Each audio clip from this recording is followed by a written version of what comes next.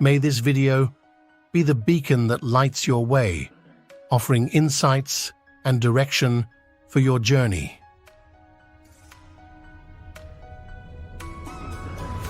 If we want to live well, both externally and internally, how well we live here simply depends on how well we manage our surroundings and how well we manage ourselves. Fundamentally, life is management. If you don't know how to maintain your body, your mind, your emotion, your situations, your life in general, your home, your communities, nations and the world, the quality of our life is just how well we manage things with ourselves. But generally, we are thinking of management, we are applying ourselves to management only in terms of business management or industry management or… Generally, we are talking management only with economic situations, not life as a whole. In many ways, it's unfortunate that today the most predominant factor that rules the planet has become economics. The other aspects of life have been totally pushed to the corner. When economics rules, when economics is the only thing that we are thinking about, we will tend to become very gross and unhappy in so many ways. What I see is, we are conducting various levels of programs to very top-level executives in some big corporations in the world, major corporations in the world. What I see is people who have failed in their lives, they're suffering their failure. People who have succeeded in their life, they're suffering their success. If you suffer your failure, it's okay, because failure comes easy. If you suffer your success, that is tragedy, because success doesn't come easy. So, something that you worked for, something that you always longed for, something that you wanted to create in your life, when it happens, if you start suffering that, that's real tragedy of life. But a large number of successful people on the planet are suffering their success. When I say suffering their success, if you look at people, look at yourself and see, you're still young people, most of you. When you're 5 years of age, how happy you were, and today how happy you are. If we make a chart out of it, a graph out of it, is it moving upward or downward? In 24 hours' time, how many moments are you really happy? If you look at this, is it going up or down?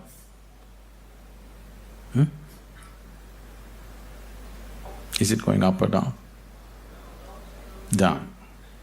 So that means you're a bad manager. Because after all, everything that you did in your life is in pursuit of happiness, isn't it? All that you're doing in your life, you're doing it because you believe that is your happiness. You educate yourself, you pursue careers, you build families, you run after your ambitions. So many things you do because somewhere you believe fulfilling those things will bring you happiness. After doing all that, if happiness is not multiplying, it is going down, that means you are a bad manager of yourself. Anybody who does not know how to manage his own body, his own mind, his own emotion and his energies, if he is managing outside situations, he is only managing them by accident, not by intent, the way he wants it. Because if you do not know how to manage your mind, how to manage your energies, how to manage your interiority, managing the outside is bound to be accidental. When you manage situations by accident, you exist as an accident. When you exist as an accident, you are a potential calamity. When you exist as a potential calamity, being anxious all the time becomes a natural part of life. Anywhere you go today, people are talking stress management. Especially a few years ago when I first went to United States, wherever I go, people were talking stress management. I could not understand why anybody wants to manage his stress. I can understand you want to manage your business, your finance, your family, your property, whatever, but why would you want to manage stress? It took me a while to understand these people have come to the conclusion that there is no other way to live. Somehow people have come to the conclusion that if you do things in the world, you're bound to be stressful. One is not stressful because of what they're doing. One is stressful because he's a bad manager of himself. He doesn't know how to manage his own systems. That is why he's stressful. It is not the nature of the job which makes one stressful. You ask a chaparasi, he is also stressful. You ask the top executive, he is also stressful. Everybody believes their job is stressful. No job is stressful. If you have no control over your own systems, you will be stressful, whether you do something or you don't do anything, isn't it so? See, management means… fundamentally, management means we want to decide the course of our destiny. That's management, isn't it? We don't want to live here by accident. We want to take our lives where we want to go. That's management, isn't it so? If you're managing by accident, you are not a manager. Without you, things will run better. So once you say, I'm a manager, that means somewhere you have decided that you want to go in a particular way. You want to have a certain kind of situation, both inward and outward. So everybody is a manager in his own capacity, but in different levels and different types. Whether you manage a kitchen where you cook for 4 people, or you manage a large industry where 10,000 people work, fundamentally, if you want to have a good kitchen or a good industry, you must be a good manager of that situation, isn't it? So whether you're managing a little kitchen or a large industry, if you want to manage outside situations, generally you will have to manage material and people around you. If you have to manage 10 people or 10,000 people around you, you have to manage 10 minds or 10,000 minds around you. But if you have no management over your own mind, you managing 10,000 minds is going to be a disaster. In the process of doing something, if we are destroying human beings, which is happening right now, in the process of managing a situation, the man is broken, then this kind of management is no good, because after all, every management that we do is only for human well-being. If we are doing management for human well-being, in the process of doing something, in the process of managing situations, it is not only about producing something or making profit. Human beings should rise to their full potential. If we manage a situation properly, in simple process of working, you and the people who are working with you should be able to raise to their full potential. When I say rising to full potential, not just work potential, but as human beings, they must be able to rise to their full potential. If people work together, then people should be able to rise to the peak of their love, peace, compassion within themselves. If this doesn't happen, then it's bad management, because all management, the basic intent is human well-being.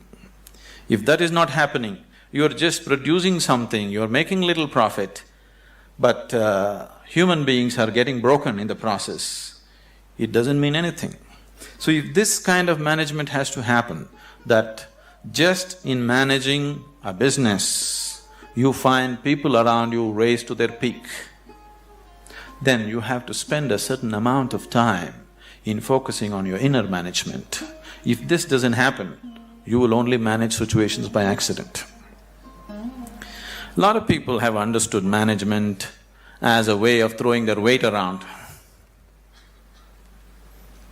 Can I tell you a joke? Are you okay? On a certain day, a lion was really feeling great within himself. He just was walking and a little rabbit was going, he caught him and roared at him, "Who is the king of the jungle?" The little rabbit, terrified, said, You, of course you." He let him go, swaggered around a little bit. Then he found a fox, caught him, "Who is the king of the jungle?" "Oh my lord, it's you, of course, nobody else but you." Then he swaggered around a little bit, caught a few more animals, everybody screamed out of fear, "You are the king of the jungle." Then he was in full swagger, like a manager, king of the jungle. Walked into a clearing in the jungle, there was a huge tusker standing. He went, stood in front of him and asked, "Who is the king of the jungle?" The tusker took his trunk, rolled him up, picked him up, twirled him around, smashed him to the ground. His back broke.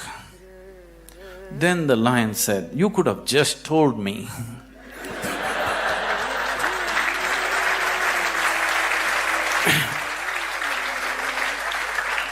But the tusker said, "You see, I had to make my point."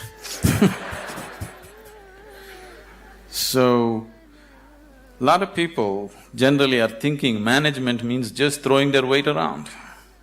Throwing your weight around is not management, any fool can do that.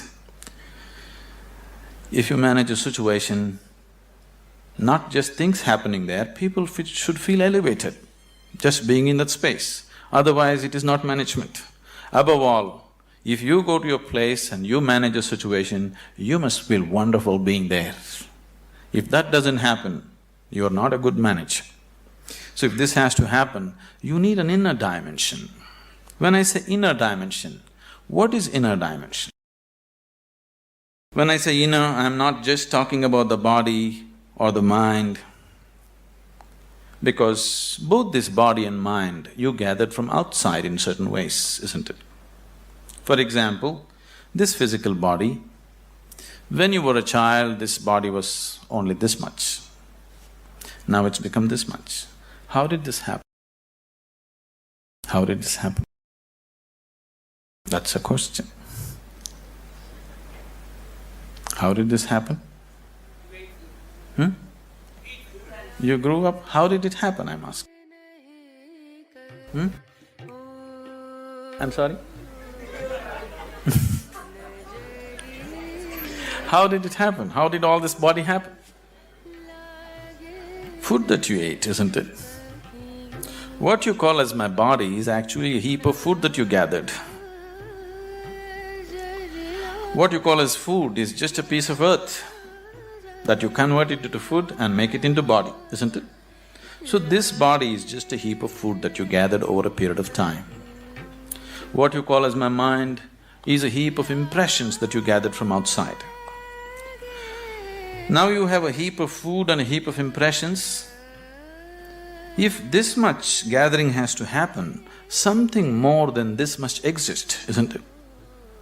If you are capable of gathering such a large body and so much mind, there must be something more fundamental than this. But that never comes into your experience.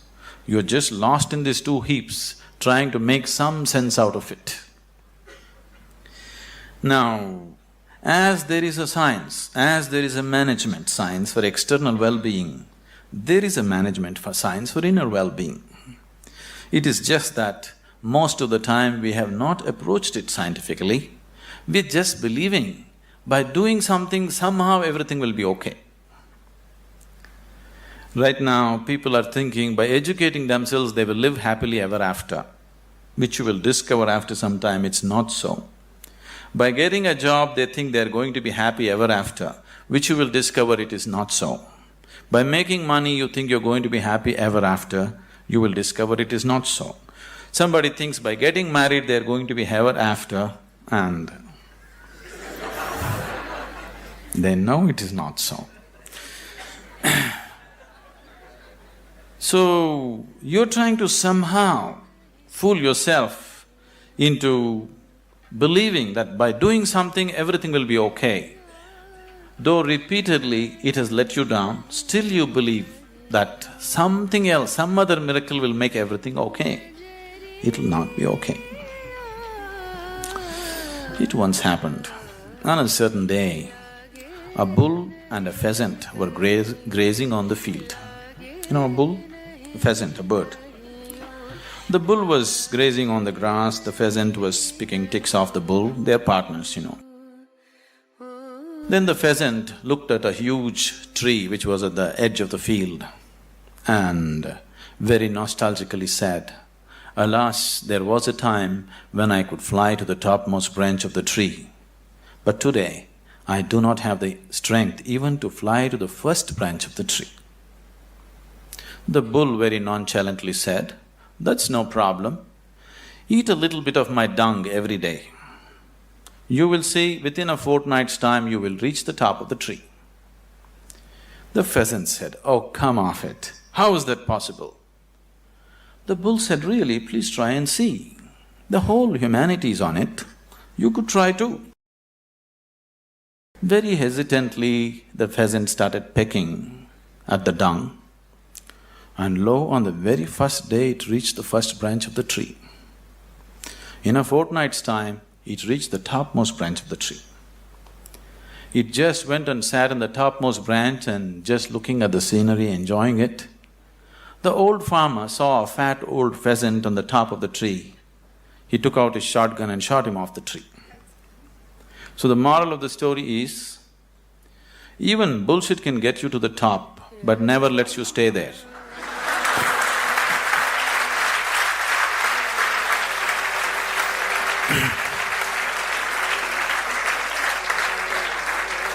So, if you are seeking a life of fulfillment, if you are seeking a life of joy and peace and well-being within yourself, don't try to bull yourself in some way. You must do the right thing, otherwise it won't work. Now that you are managers or to be managers, probably, definitely I hope they have taught you that unless you do the right thing, it doesn't work with outside. The same goes with the inside, unless you do the right thing, it just doesn't work. You may just bull yourself to believe that this will make me all right, that will make me all right. Yes, for a moment, but the next moment you crash. Please see,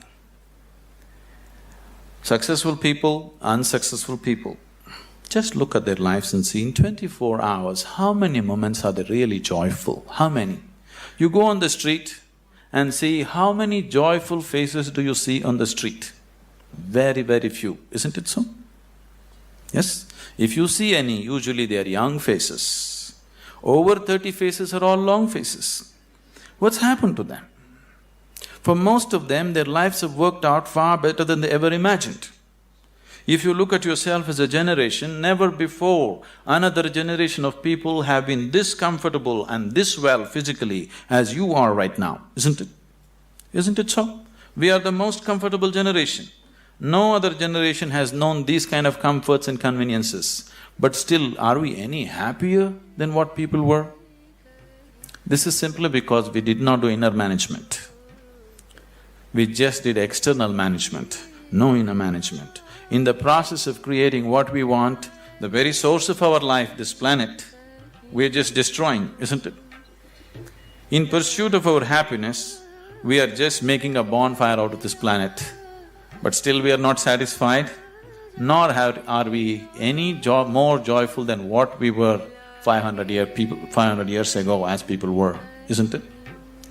So somewhere we have neglected the interiority.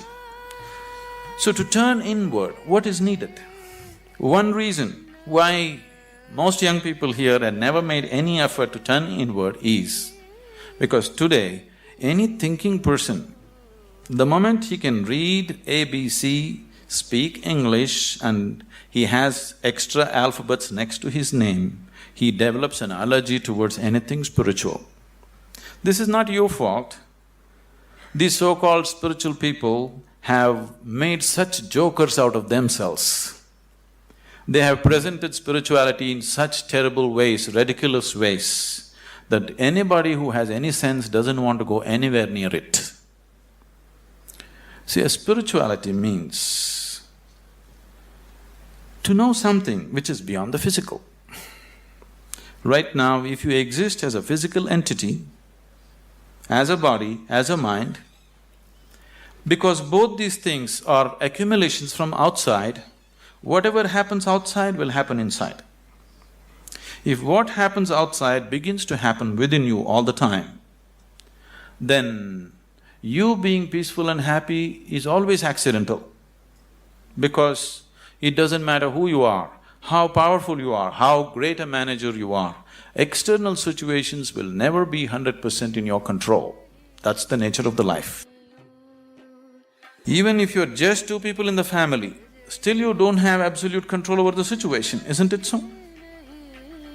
As the scope and play of your life increases, you have less and less control over the situations in which you live.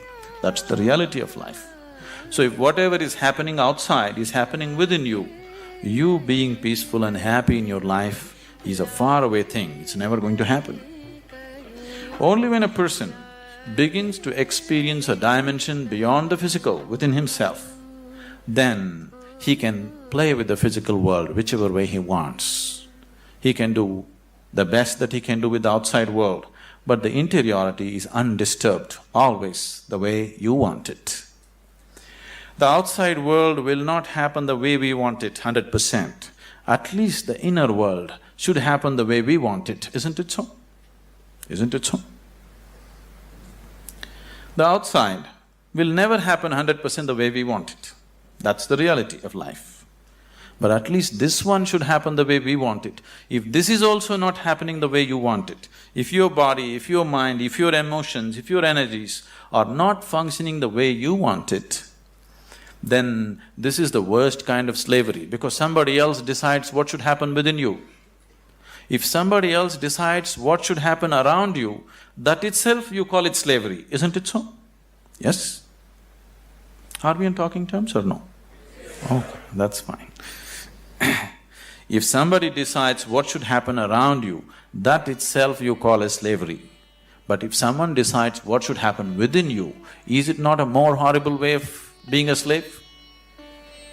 But please see, the whole world is in it.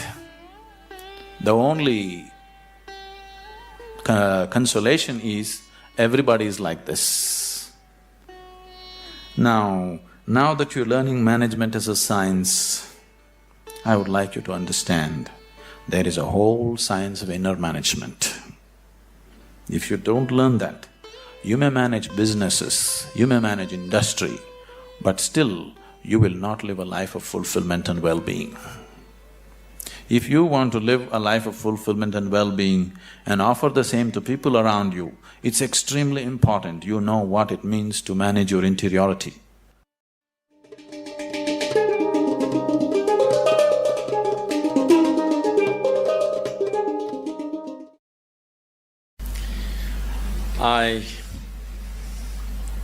I really don't know how you feel today going out of probably the last step of your education, or at least one step of your education, a major step of your education. Because when I studied in the university, I did not go to my convocation.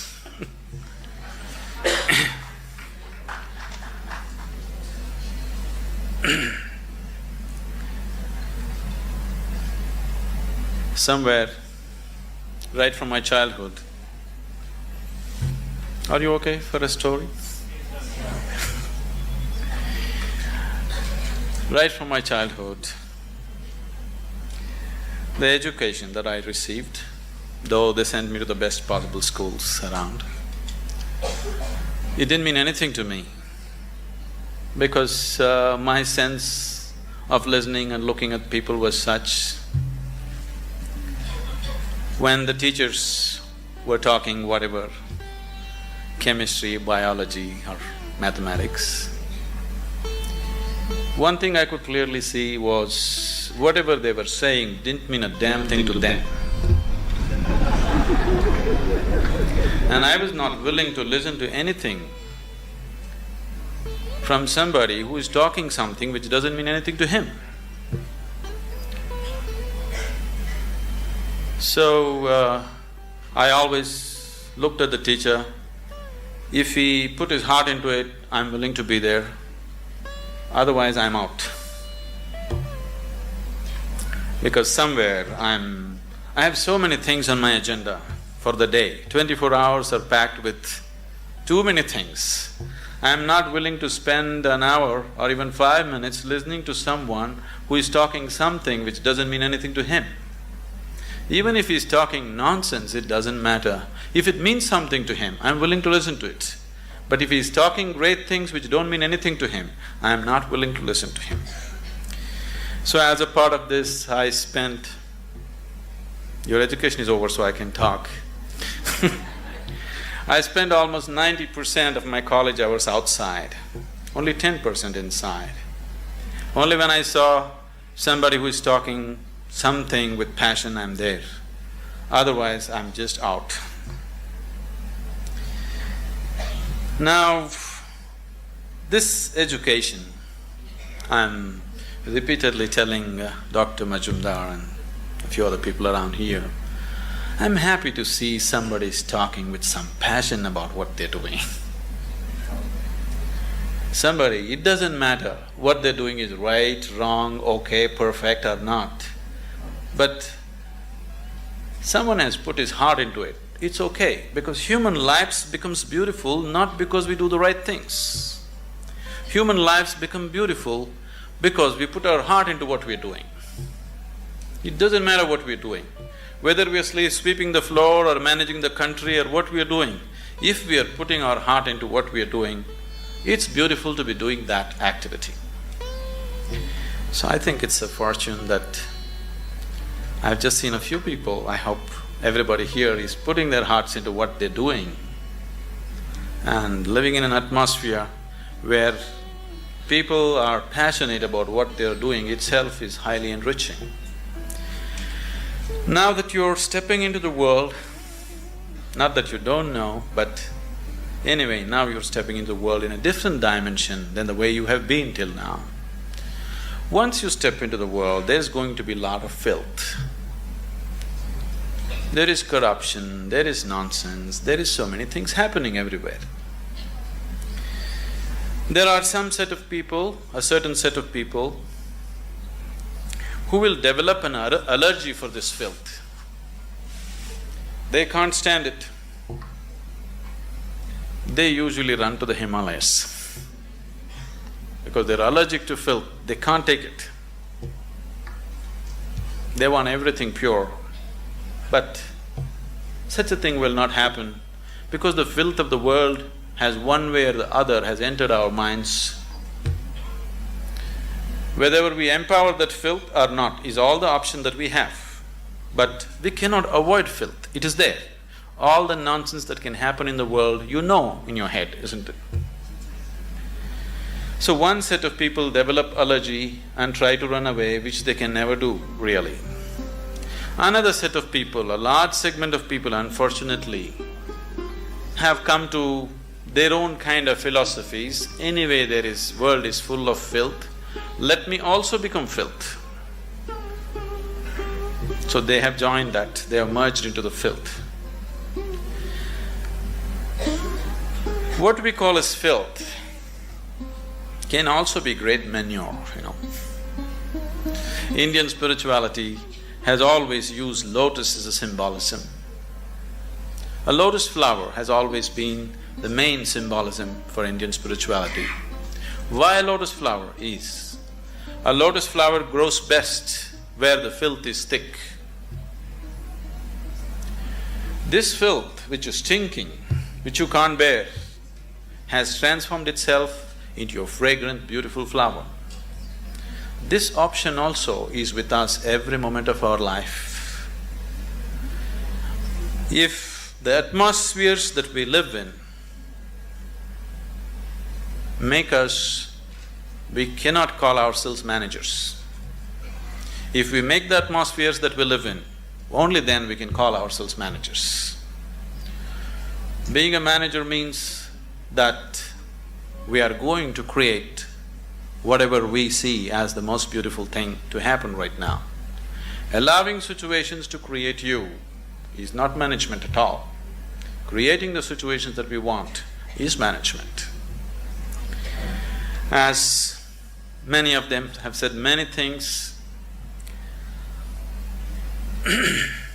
this process of education, there is a certain exhilaration now that education is over, you're stepping into your new dimension of life, the excitement and it's always beautiful to step into something new that you believe is going to be wonderful.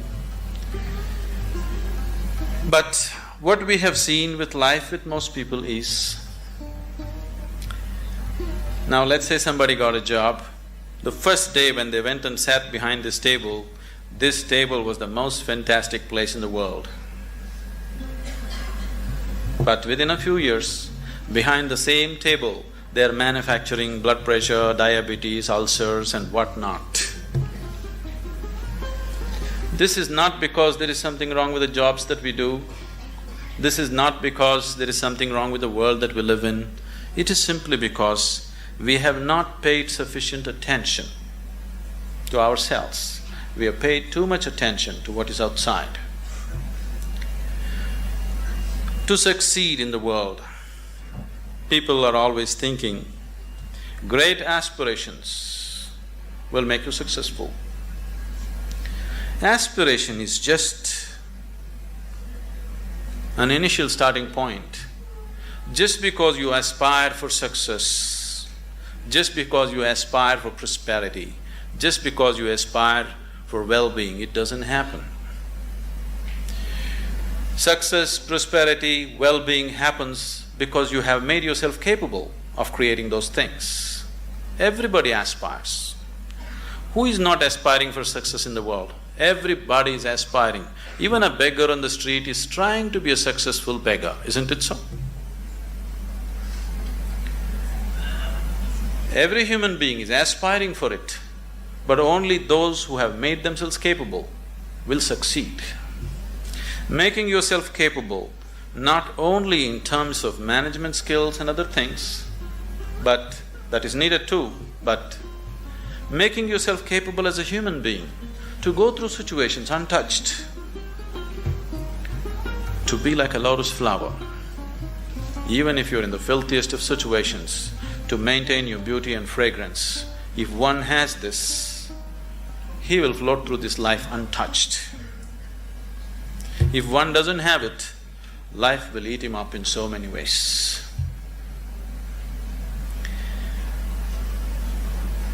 It's my wish and my blessing that this new set of managers will manage this world, this country, this community, and the business and commerce, which is part of our existence today in the world, in a much better way than the previous generations of people have done, because externally we are better equipped than ever before. If we make a little effort, it's a fortune that an institution has made an effort to equip you internally to whatever extent it was possible for them. If you equip yourself for internal management also, I'm sure that this group of people and many more who will pass out of this institution should definitely manage this world, this nation and the communities much, much better than the way it's been done till now.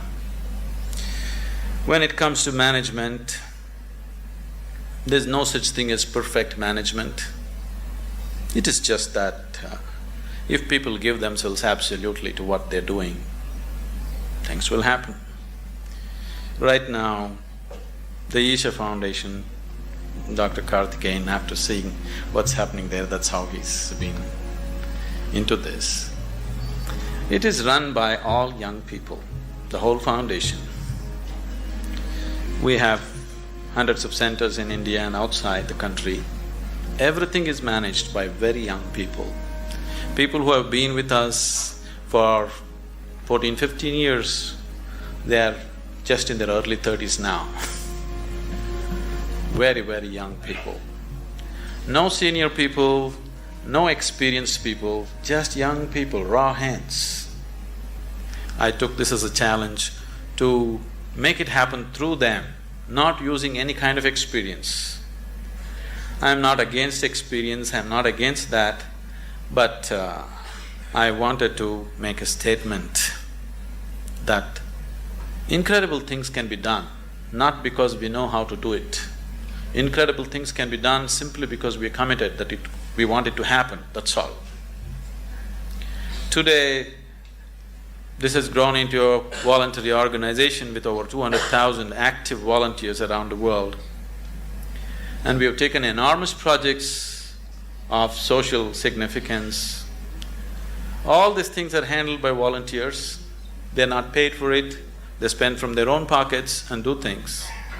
And you need to understand, managing these people, managing volunteers is much more difficult than managing paid employees, because you can't fire them. You can never fire them for inefficiency or indiscipline or whatever, because they're there on a voluntary basis. So, people who manage these situations, very young people without any qualifications, they are such fantastic managers of people.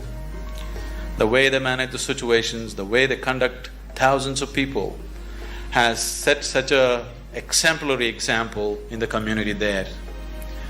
I would take this opportunity someday that when it's possible you visit Isha Yoga Center as to how things are managed so simply, because management doesn't come… I know you need to learn about finance, this, that, banking and those kind of things, but fundamentally management is your ability to be capable of inspiring people to do their best. And that's all we can do. If everybody around us are doing their best, that's the best possible management that can happen. So this is not going to come with manipulation, this is only going to come with dedication, this is only going to come with love, this is only going to come because you are willing to give yourself 100% to the person who is next to you at that moment. Oh, is all this possible? Is it not all utopian? You think this is the reality in the corporate sector? I'm telling you, we are working in the prisons, we are working in rural areas, we are working with major corporations in the world. It doesn't matter what kind of person you meet. If you just learn to touch the core of his humanity, then you see every human being is willing to do his best for you, always. If you just learn how to touch the very core of a human being who is around you right now, you will see everybody is willing to lay their lives down for you. Only if people around you love you and they want to do the best for you, you will not get ulcers doing management. If people around you are trying to pull you down, you will anyway get ulcers trying to manage situations. Isn't it so? If you do not create the people who truly love us and wanting to give their best, then management is going to be a pain. Management is going to be a huge suffering. Only when people around us really want to do the best for you, only then management can happen wonderfully. It's my wish and my blessing that all of you turn out as truly great managers of yourself and the world around you.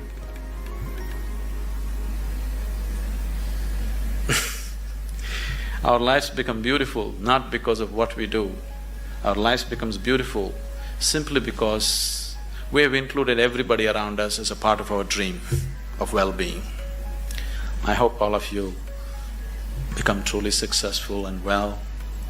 In whatever way, with inner technologies, if you need any help, we are always available to you. It's been a joy to be here in this institution. I've been to any number of colleges, people are the same, but creating an institution with some sense of commitment for inner well-being in today's world is… I'm too happy, thank you. When will you learn how to handle my thought, how to handle my emotion? We will give you tools, how to figure this machine out. Whatever the issue, we'll do our best, but this should not be the issue. In life, there are many phrases where we feel that we are depressed, we are lonely, and when everybody is against us and there is no one to, guide us or talk about it. So at that moment, how should we handle it or how should we deal with it? See, this is an unfortunate condition that a whole lot of human beings are in their experience, in their personal experience, life is like me versus the universe. Being in competition with the universe is a stupid thing to do. That's not a competition you must get into. Hello? Me versus the universe is a bad competition to get into. Would you also agree with me? So, this is why yoga does not mean twisting and turning your body. The word yoga means union. Right now it's me versus the universe. This is just your psychological condition. This is not the reality. Even when you feel utterly lonely, are you still breathing? So you're transacting with the world, isn't it? Yes? You only can't get along with the people around you, but atmosphere is okay with you, food is okay if it tastes good, water is okay. You have transaction with the world, isn't it? Your existence is constantly an engagement with the universe, but your mind becomes against the universe. If you create a psychological condition that you're against or you're in competition with the universe or the cosmos, obviously you will feel crushed for small things. Little things will crush you. When I say little things, maybe you failed your examination, maybe you got thrown out of this university, maybe you got fired from a job, maybe somebody ditched you, maybe something else like this happened.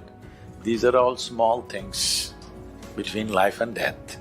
Because you came here with nothing, isn't it? When you die, there is no container service for you. You die with nothing. In spite of that, most people have turned their homes into warehouses. Most people are carrying such a huge baggage on their head as if they're carrying the whole universe on their head. This is their own psychological condition. Your thought and emotion is what you're talking about, right? When are you going to figure out how to handle your thought and emotion? Not hers, not hers, not his, yours. When are you going to learn how to handle my thought and my emotion? At the end of your life? The only problem really with life is just this. Most human beings have taken themselves too seriously. They don't understand. You've seen on the computer screen these pop-ups? Yes. You are a pop-up on this planet. You pop up for 2 seconds and pop out. No, you must see, countless number of people like you and me have walked this planet. They were also big people. Where are they? All topsoil? Topsoil or no? Unless somebody, your friends decide to bury you real deep, fearing that you may rise from the dead. You know, there have been such instances. Or maybe you're planning to go to heaven. Hello? Anybody who talks about a place other than this place as a better place than this is a crime against humanity. My fundamental work is to destroy all heavens so that people will learn to live well here. All these idiots who made a hell out of themselves, they want to go to heaven. They made a mess out of this place and then they want to go to heaven. I am asking you, do you have any proof? Do you have any proof that you are not already in heaven and messing it up? Do you have any proof? You're already in heaven, making a mess out of it. Yes, simply because you are not even learning how to handle your basic faculties of thought and emotion, isn't it? Your only justification is, everybody is like this only, that's how it is in a madhouse. That is how it is in a madhouse, only a doctor looks crazy. So when are you going to handle it? Slowly, at the age of 60? I'm asking. When will you learn how to handle my thought, how to handle my emotion, how to handle my body, how to handle my chemistry? When are you going to figure this? At the end of your life? Because this culture has grown.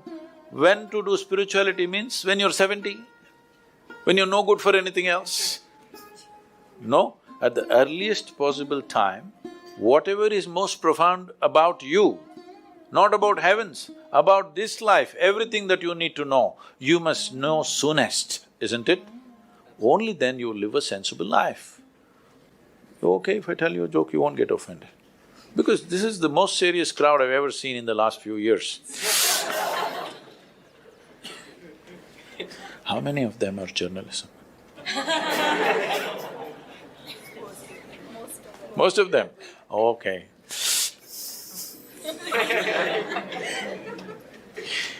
This happened. Shankaran Pillai, when he was in Paris, was married to a French woman. One day, it was their anniversary, first anniversary. So she invited a bunch of friends and she wanted to cook something really fresh, everything fresh. So from morning, she was driving him to this market, that market, he got this fresh vegetables, fresh meat, fresh chicken, this, that, everything. Then in the evening she said, because the French have this, snail appetizer, she said, go to the beach and get some snails, fresh, and I will make some appetizer for all the friends who are coming. So Shankaran Pillai went to the beach and he was picking up all the snails and putting it in a bucket. Then he met an old friend, an Indian guy. They hit it off and they were talking about their old times. He just forgot that he's married. You know, when you meet old friends, it happens. And both of them went to a bar and they had a few drinks and he just forgot. Then he realized, then the snails were just climbing out and one snail fell out of the bucket. He realized, oh my God, I'm supposed to take these snails, my wife, French wife, she's waiting. So he said, I need to go, and he went. By then it was already very late. He went, he knew it's not going to be pleasant. So he came near the house and spilled all the snails on the ground, threw away the bucket and went and knocked on the door. The French fury came. He turned back and said, come on you guys, we're almost there, come on, let's go.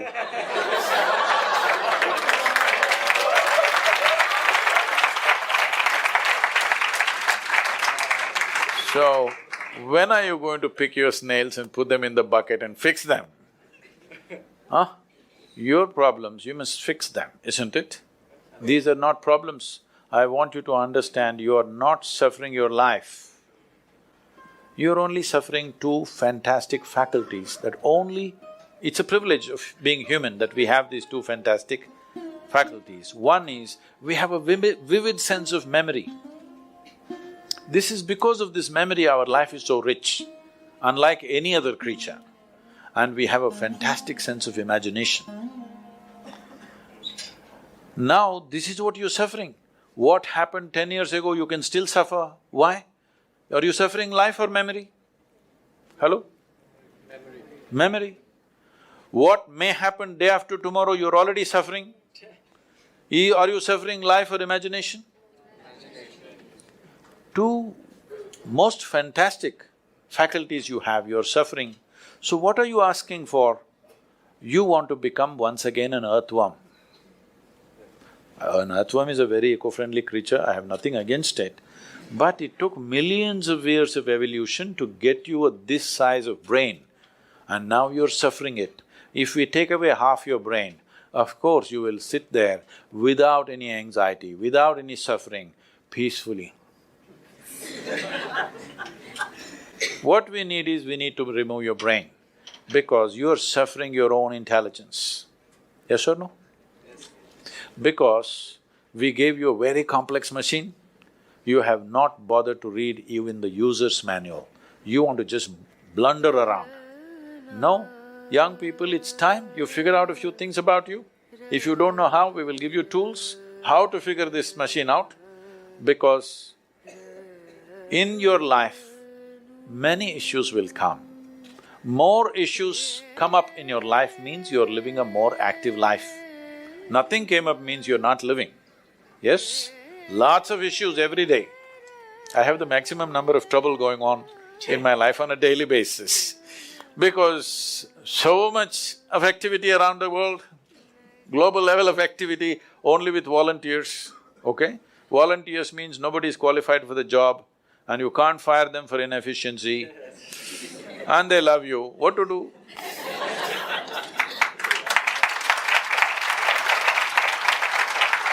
This one thing you must fix, that is, in your life, you are not the issue, okay? Whatever the issue, we'll do our best, but this should not be the issue.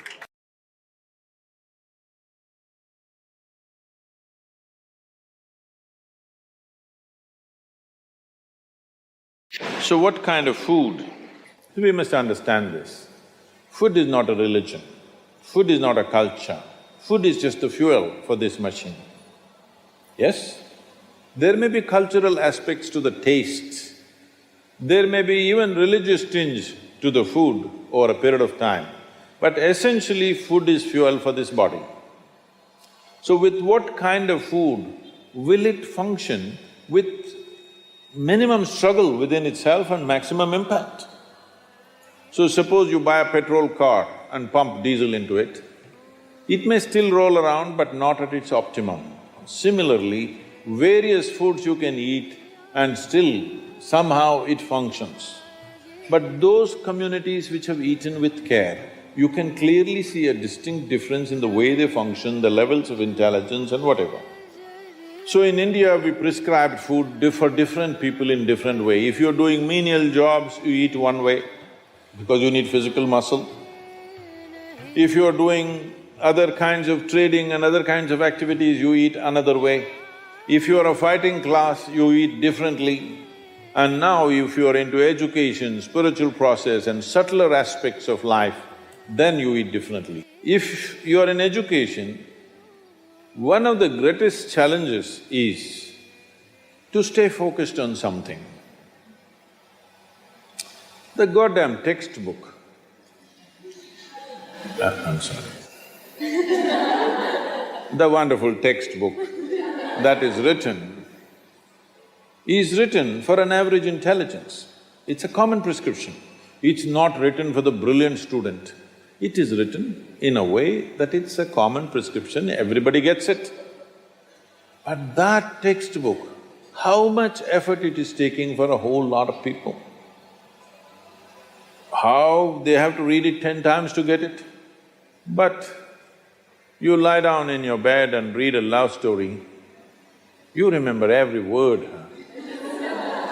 Yes or no? How come? So you don't lack memory, you don't lack focus. It is just that textbook and you chemistry is not working. So what you need is a higher level of focus, a higher level of involvement. And another great enemy for a student is, because this textbook is such a tranquilizer, the moment you open it,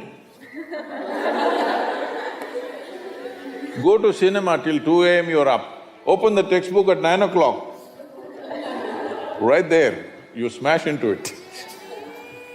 So sleep is another big enemy. So what kind of food do you eat so there is no inertia in the body? In yogic way of seeing things, we are looking at tamas, rajas and sattva. Tamas means inertia, rajas means activity but no balance. Sattva means absolutely balanced kind of energy. When you're in education, you need a very balanced kind of energy because you have to focus on something which doesn't naturally interest you. It's not something that… with which your chemistry is gelling. If your chemistry is gelling, you are always focused on that one, isn't it? Here there's no chemistry, but you have to focus on that. For this you need a balance and a steady mind. For this you need to eat in a certain way. To put it very simply, food goes through your body through the alimentary canal. From your mouth to your anal outlet, there is a pipe. Through this it runs, going through various stages of digestive process. Many of you are biology people, right? It goes through the alimentary canal. Now it begins with the lip. Here, if you look at this, all the herbivores and carnivores. If you look at the animal kingdom, there are herbivores and carnivores are two main segments of animals in the world. One eats vegetable matter, another eats meat. If you look at the alimentary canal, the way it is built, between herbivores and carnivores, there's a distinct difference. Everything in the human being suggests that you are naturally a herbivore, but for the sake of survival, we became carnivores. If you look at the jaw movement, all the carnivorous animals have only cutting action. Herbivores have cutting and grinding action. There are molars, but carnivores don't have widespread molars, they have just incisors, canines, and everything looks like cutting teeth. So they do only this. All the herbivores do grinding. What do you have? Both. So you are supposed to chew your food. Why you are supposed to chew your food is you have enzymes in your saliva where if you take a little bit of raw rice and put it in your mouth just for a minute, you will see it turn sweet right here, because right here carbohydrate is being converted into sugar, right here. So if you eat properly, then we say about 30 to 50% of your digestion should happen in your mouth. So this part of the digestive system is expecting half-digested food or partially digested food. But right now the way we're eating is mostly we're putting not only undigested food, but partially destroyed food. So the amount of food that you need to get the same amount of energy has increased. You're eating much more food than what you should eat to generate that much of energy. Because of that, there is inertia in the body, because it has to process so much more food than what it should, there is inertia. Once there is inertia, your sleep quota increases. How many hours do you sleep on? Hello? 8 hours. You're going by the prescription, See, this is not that you must deny yourself sleep, that's not the point. But if you eat right and do certain things with your body, you see very effortlessly, within 3 to 4 weeks, you can drop your sleep quota anywhere between 2 to 3 hours. 1.5 to 3 hours, very easily you can drop if you just eat consciously and just learn to sit properly. Just the posture, your geometry of the body and what goes into the system. If you just manage these two things, you will see sleep quota will just come down like that. Just to tell you, for over 25 years, I have largely managed with an average of 2.5 hours of sleep. Now I'm getting lazy and I'm sleeping, averaging somewhere around 4.5 hours now, but 7 days of the week, okay? 365 days, non-stop, on, almost every day. My daughter didn't call me for a month. I asked, what the hell is the problem with you, why are you not calling? She said, every 6 hours you're in the new city, what the hell I'm supposed to do? So I said, okay, which is true. In one day, sometimes we're doing 3 cities, so it's a non-stop activity. And today, many people around me have learned to do this. Over 150 people around me are doing this kind of activity, averaging 4 hours sleep and 7 days of the week, they're on, all the time. And they are not irritated, they are not frustrated, they're joyful and they're wonderful. Why this is this? There are many aspects to this, but one important aspect is food, how you eat. Not only what you eat, how you eat is also very important, because food is a live thing.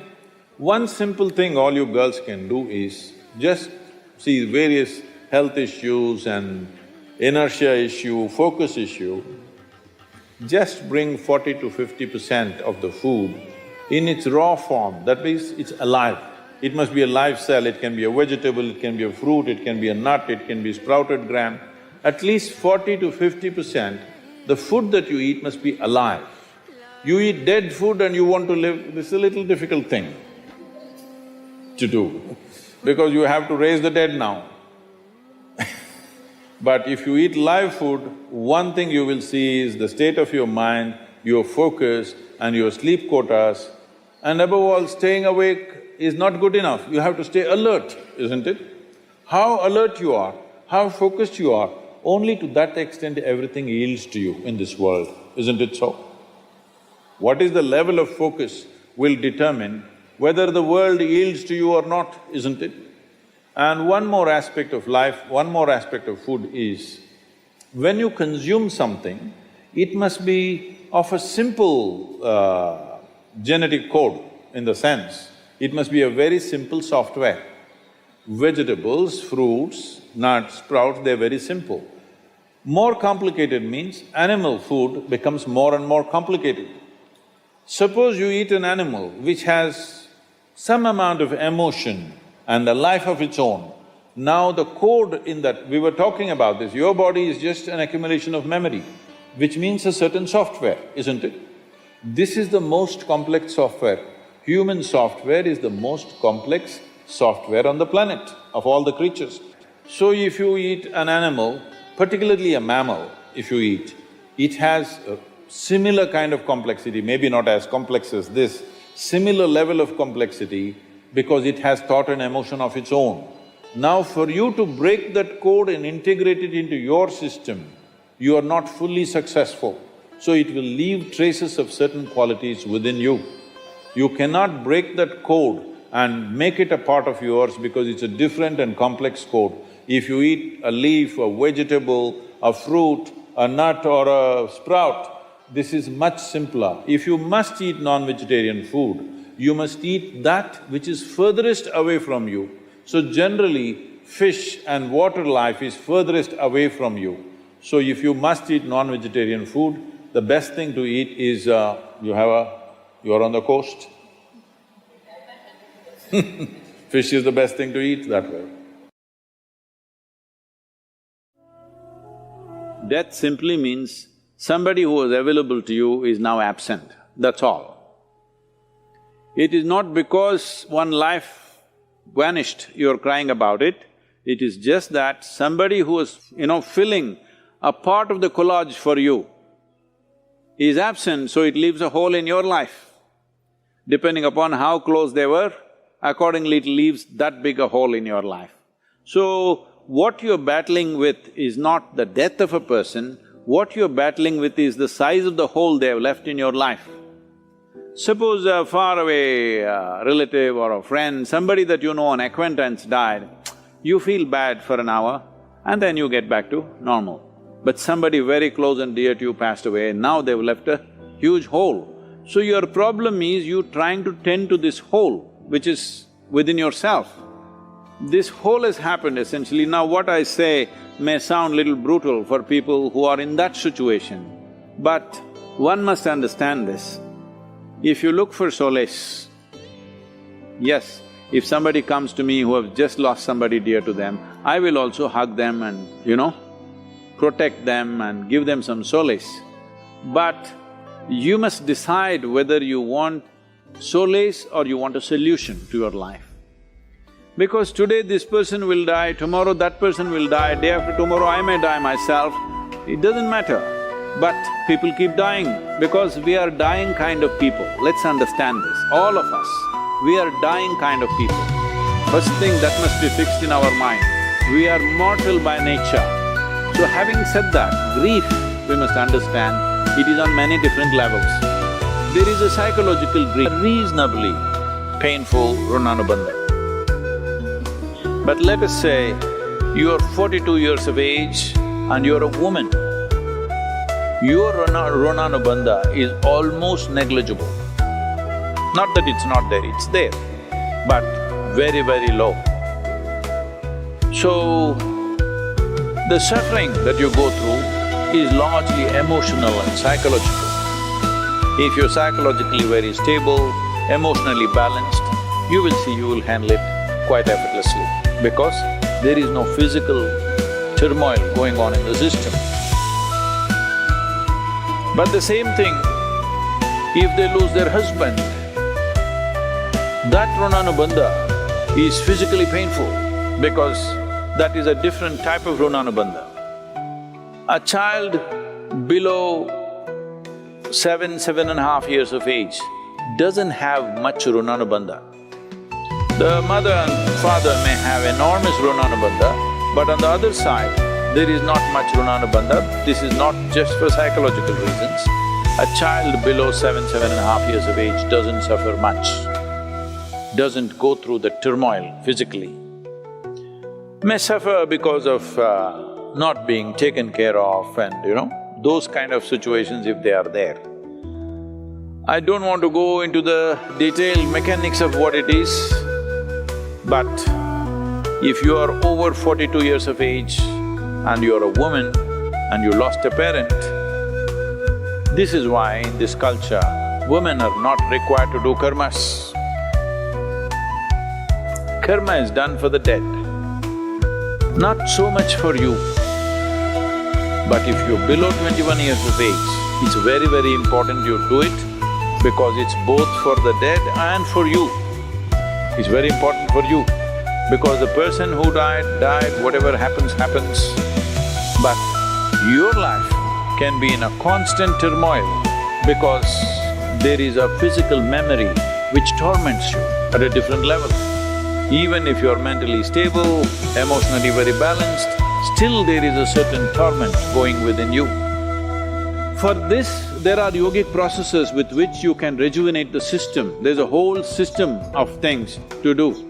Here at the yoga center, we've kept it very alive. For people who lose their loved ones, we do certain processes so that the physical memory is taken away. Once the physical memory is taken away, the psychological suffering can be dealt with by the individual person much more easily.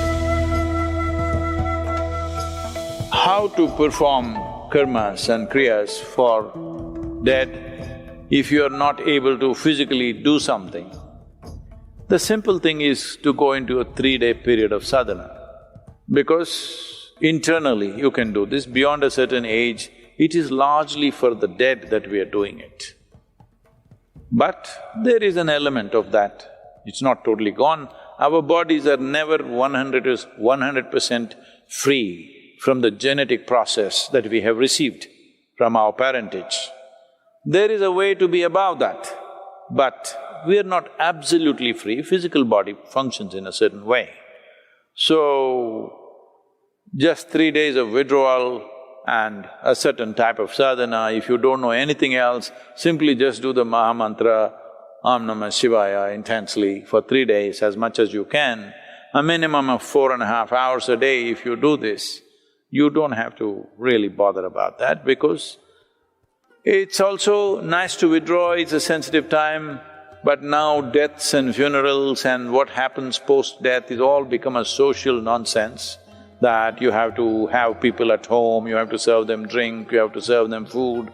This… in the Western countries it's become a big thing, even in India, certain kind of thing is building up. It's best that you just withdraw from society and nonsense and spend some private time. When somebody significant in your life passes away, it's important that you withdraw and do something with yourself rather than simply trying to run the social thing like a distraction. This social thing is, people's way of handling their grief is, let's go to the movie, let's read a book, let's watch the television. Don't look for distractions. When there are troubles within us, we must address it head on. Don't look for distractions. Distraction is not a solution.